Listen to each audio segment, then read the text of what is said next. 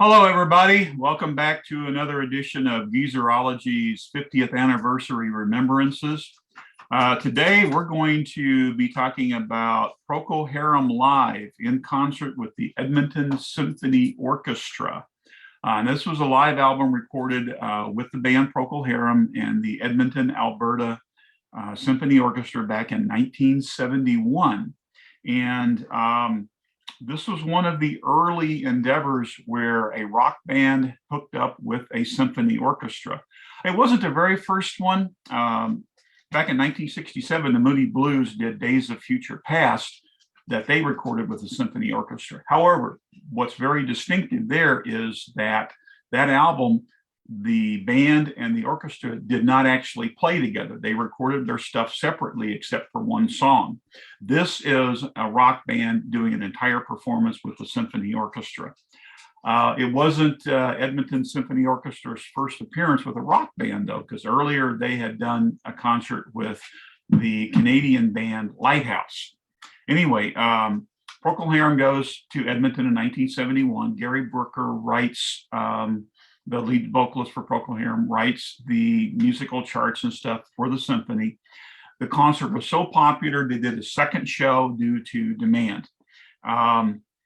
This may not have been the first time that a rock band performed with a symphony orchestra, but it was the first album with a rock band and a symphony orchestra to become a gold record, and later the first one to become a platinum album. So very, very big success for Procol Harum. Became actually their best-selling album in the United States. This was my introduction to the band Procol Harum, and my esteemed partner and raconteur, Scott, is going to come on and tell you why this album is meaningful for him and what he thinks about it, and you're going to hear his pearls of wisdom. So, Scott, the platform's all yours, buddy. Thanks, Bob. Appreciate that. And yeah, this may have been, you didn't get this specific, this may have been we may be able to call this the first live album recorded by a rock band with a symphony orchestra. I certainly haven't been able to find any instances of it earlier. We got a few of those sprinkled throughout the 70s with other bands, but this is the first one that I could find. And yeah, I'm going to tell you, I was never much of a fan of live albums back in the days. I mean, I would buy them. You know, if I was a fan of a band, they put out a live album, I would buy them just because I wanted to hear them. But most of the time, they were always fairly disappointing to me. I always thought they were just inferior product, just put out there just to fulfill a contract or to get some record sales or something. Very few live albums came along that that were actually landmarks in a band's career. We talked about one a long time ago with Mad Dogs and Englishmen for Joe Cocker, and this was one of them. This certainly was a very important album in the career of Procol Harum. They had released 5 studio albums to this point. I remember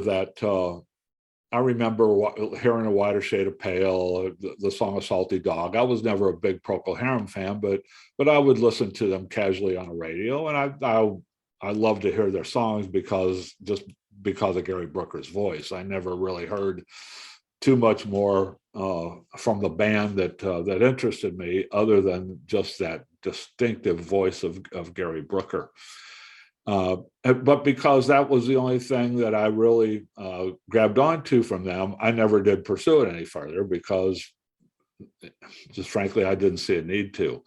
Then I heard the song Conquistador, which was from this album, the single that was released as a single that turned into a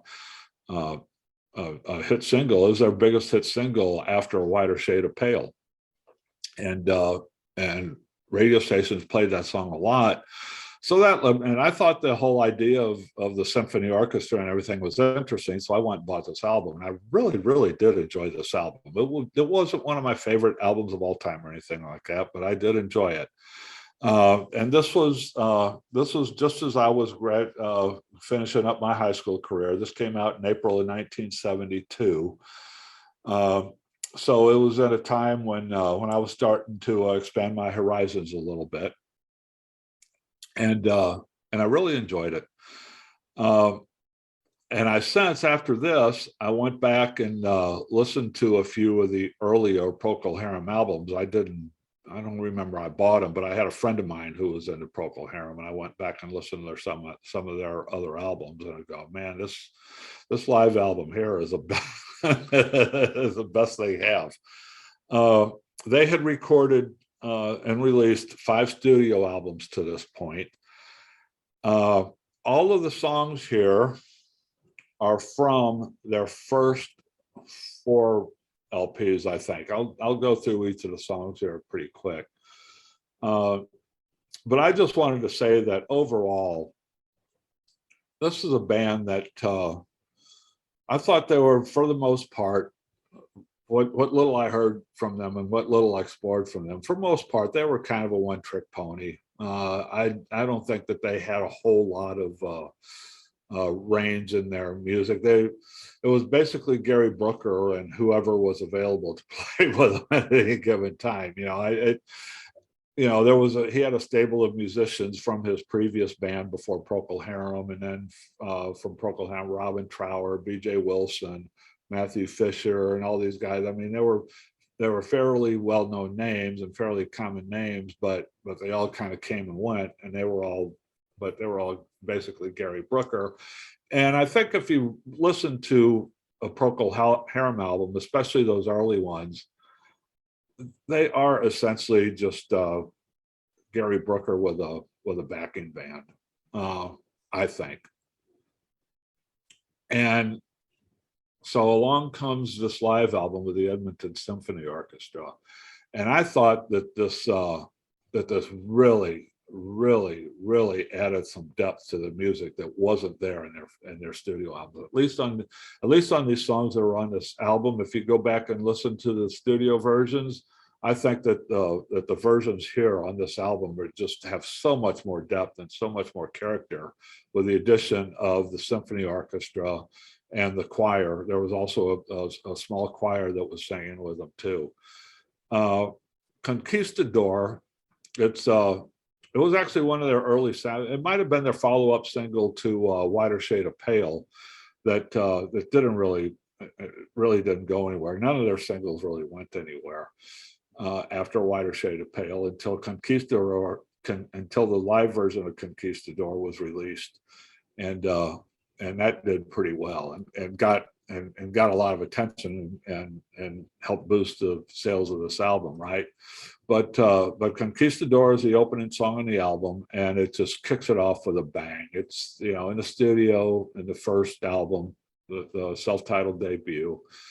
It was fine, but man, the symphonies, strings, and the trumpet flares that they use through this album just really add so much to the song that makes it a different song. It's the same melody, the same tempo. Brooker sings it the same way, but this orchestral accompaniment just adds so much to the song. And I love that song. Still to this day, I love that song. It's such a good one. The second track, Whaling Stories, this is from their 4th album, Home, in 1970. This one gets a huge boost from the strings, and there's a bassoon player in here that really makes Dave Ball was a guitar player on this version of Procol Harum, and he has a pretty wicked guitar solo through here that with a bassoon playing in the background, and this bassoon and this guitar solo are just great. I mean, it's just something that you never hear, but it just sounds so good in the middle section of the song, and the choir really boosts the closing section behind Brooker's voice. It's really nice. But the highlight of this album for me is the 3rd track, A Salty Dog. This is from the band's third album called The Salty Dog in 1969. It's always been, whenever I've heard this song, it's always been my favorite Gary Brooker song. He's at his most beautiful and emotive on this song, I believe. And this one here, there are just some subtle strings in the background with Brooker just singing and playing the piano. And B.J. Wilson's drums are pretty prominent here, as they were in the studio version. But the string accompaniment and these little brass accents that they put throughout the song just really make this thing pop. The fourth song on side one, the closing song on side one, is All This and More, which is also from A Salty Dog. And I actually think on The Salty Dog, the title of this song was different, but it's the same song. I forgot to note down what the title of the song was on the album, but All This and More is what it's called on the live album. This also has some great guitar work from Gary Ball, and horns, choir, just make it really pop. Now let's get to side two. Side two is is one track. It's called "In Hell 'Twas an I." Now, "In Hell 'Twas an I," this is a 17-minute epic on the second Procol Harum LP called "Shine On Brightly," which for some reason you can't find it on any of the streaming services now. But you can go to YouTube and find the studio version of this on YouTube and listen to it, which I have done. It was a 17-minute epic. This was, I'm gonna give Procol Harum a lot of credit here. As you all know, during the 70s, again, like they following Procol Harum's lead with recording with symphony orchestras, the same thing is going on here. During the 70s, I mean, we got a ton of, during when prog rock was really at its peak in the 70s, we got all kinds of these sidelong epics from bands. Even, there were even some bands, Jethro Tull did it, Nectar did it, where they did both sides of an LP were just one track, just broken up in the middle so you could flip the LP over. In Hell 'Twas an I from 1968 was probably the first one of these prog epics that came along when they started getting popular later in the early and mid 70s. So I'm going to give it props because this is quite innovative. People weren't doing that. Iron Butterfly, did and got a David as a sidelong record a little bit before this, or right around the same time, but that wasn't a prog record. That was just an what we call acid rock psychedelic thing. This is a prog. This is an epic with a lot of time changes and things. The kind of thing that we later became known as prog music. And this is probably why Procol Harum is thought of as an early prog band. I never thought of them as an early prog band, but except for "In Hell 'Twas an I." It was 17 minutes on the studio version, which I find it flat and boring. I don't find much to it. I just think I just like it as a starting point for what became something really good people were doing later. But again, here this gets stretched out to 19 minutes on the live album, and here again the symphony orchestra makes this track. The first half of it is a lot of spoken word stuff by Brooker, and a lot of just dilly-dallying around with different time signatures and stuff that is okay. It's not all that interesting. It's kind of boring. But then the symphony orchestra starts coming in about midway through the album and really taking a front row on this thing and just makes a real epic of the song. The studio orchestra did with the song what Procol Harum tried and failed to do on the first go around with this one. And I would highly recommend it if you're one of these folks who really got into things like Close to the Edge and Genesis Supper's Ready and some of the some of the sidelong things that Jethro Tull did, Nectar. If you're a big fan of that, but aren't familiar with this one, this is worth your while to go check this one out. Don't worry about listening to the studio version of this. It wasn't very good, but this one is good. It tells you, number one, about what a prog epic could be back in the day, and it also tells you how just brilliantly good use of a symphony orchestra and expanding their wings that they could do with this. It really opens up the imagination. It's really good stuff. I would highly recommend this album. I really like it a lot. It's 50 years ago this month it came out, and it holds up well. I mean, it's not dated at all. It holds up well, especially if you're if you have fond memories of the prog era. This side too will please you. And the first side is a nice little expansion of what the early psychedelic rock era could be, with a little bit of enhancement by some professional classical musicians, right? A very good album, highly recommended. I would go so far to say is that this is all the Procol Harum you'd ever need. If you're interested in Procol Harum and just know a little bit, and if you want to take a dive in to see what they were all about, go listen to this album. Don't worry about anything else, because this is the ultimate Procol Harum album without a doubt. Just like Mad Dogs and Englishmen was the ultimate Joe Cocker album. This is another example of a live album, just being the pinnacle of this band's career. I know Procol Harum, Brooker continued performing with the Procol Harum name and also with symphony orchestras and everything up until just recently, before he got too sick to perform anymore. But I never heard anything that topped this. This is a pinnacle, and honestly, everything that I've heard from Brooker in the last several years is just he was performing these songs all over again. He just kept going back to this well, and for good reason, because this was the best that they did. Thanks, Bob. Yeah, well, thank you, Scotty. Back in the day, everybody knew Whiter Shade of Pale, and I knew that song too. And even though I love the song, it never compelled me to really seek out Procol Harum. And then I heard Conquistador off this album.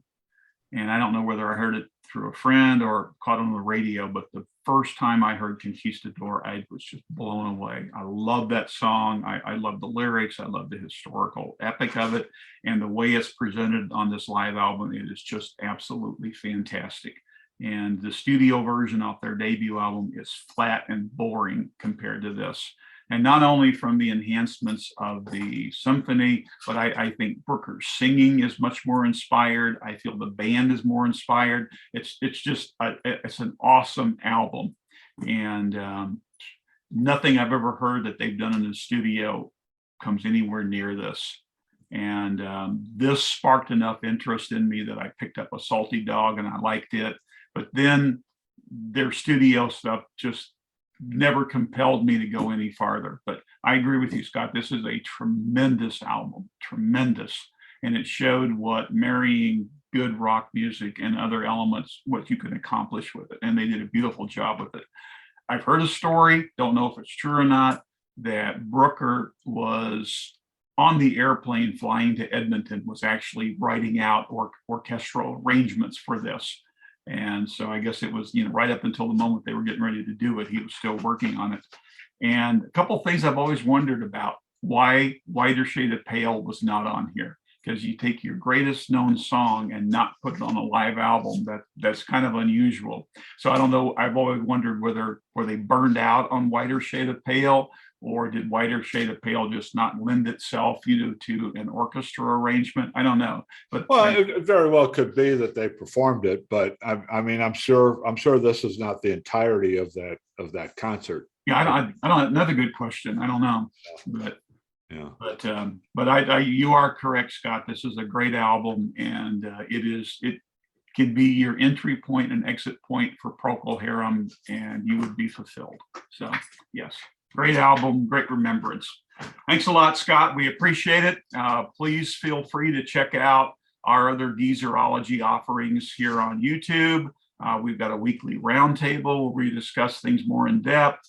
We've got this series where we look back at 50th anniversary stuff. We've got another series where we do called New Music from Old Friends, where we look at new releases from classic artists. We also have a blog called Geezerology.com where you can find us doing written words rather than spoken. So please feel free to check all of that out. We thank you for indulging us and thank you for watching, and please come back.